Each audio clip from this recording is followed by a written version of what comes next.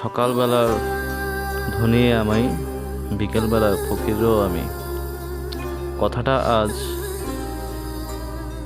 আমাদের বাস্তবে প্রমাণ।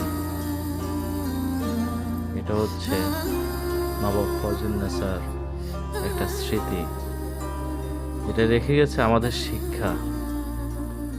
আমাদের ভিতরে যে অহংকার, আমাদের মানুষের যে অহংকার আমাদেরকে ধ্বংস করে দেয়, একটা অহংকার মানুষকে যে ধ্বংস করে দেয়, এগুলা রেখে গেছে আমাদেরকে শিক্ষণীয়। এই শিক্ষা যদি আমরা ধরে রাখতে পারি, আমরা মানুষে পরিণত হব। অথবা আমরা কি পরিণত, এটা আমি আপনি সবাই বুঝেন। আমরা আসলে কিসের অহংকার করি, কেন করি, কি জন্য করি, এগুলো কি স্থায়ী? এটাই ভাবনা।